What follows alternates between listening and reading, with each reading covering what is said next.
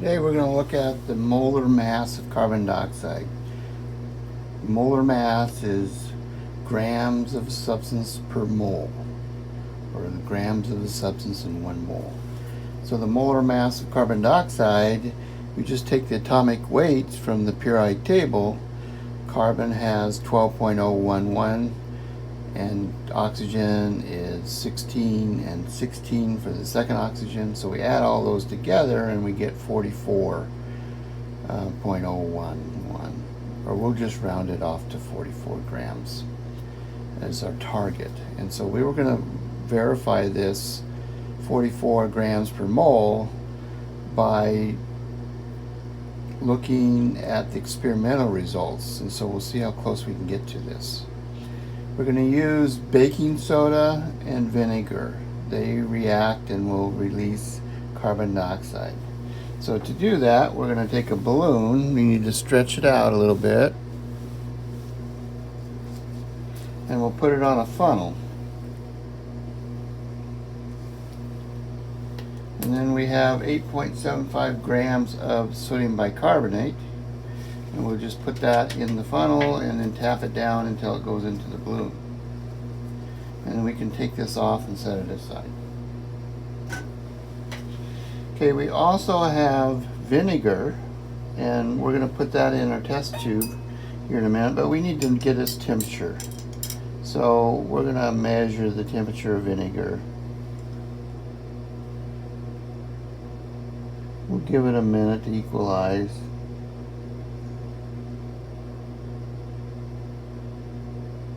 So this is going to be 26.2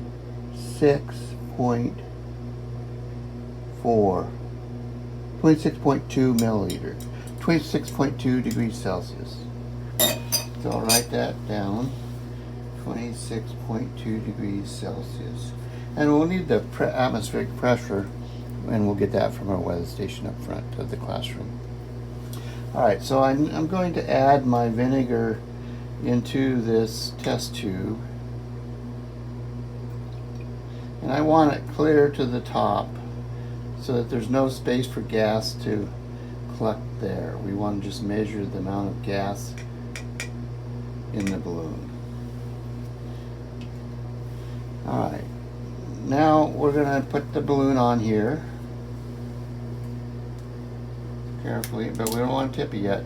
I want to demonstrate something. We're going to have to calculate buoyancy of the air on this. So I want to make sure we get the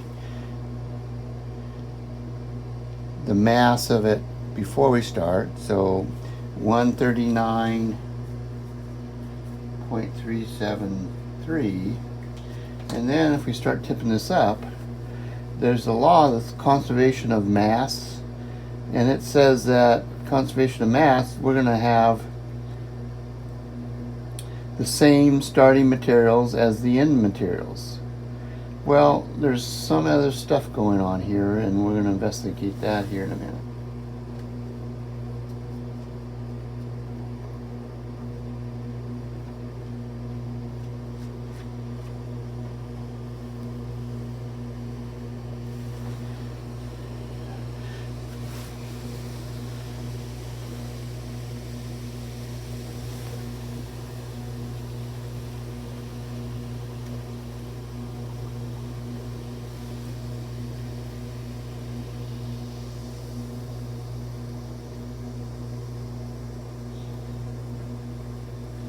And so we're down a number of grams.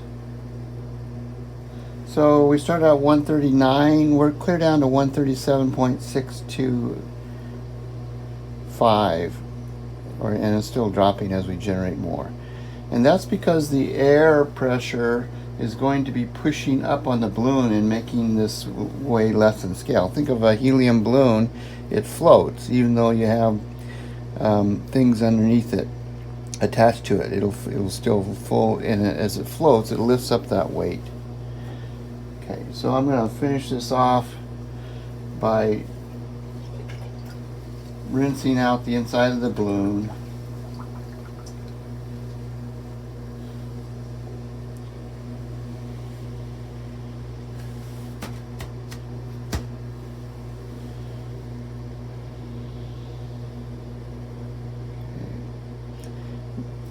Alright, so now I'm going to give me my weight before we...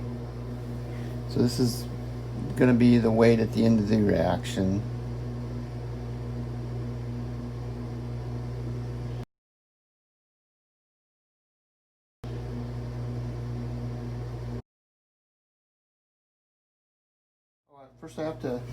First off I have to measure the circumference of the balloon.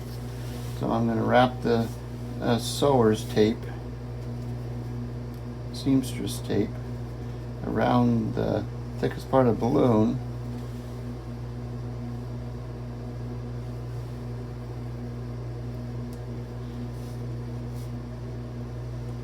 And it looks like that's going to be 44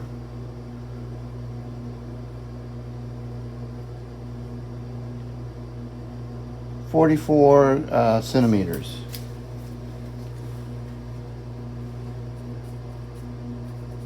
Alright, now I'm going to take this and release the weight. I'm going to take this and pinch this up, and I'm going to cut the balloon. And so I want to make sure this is kind of loose so I don't pop the balloon. I'm going to cut that.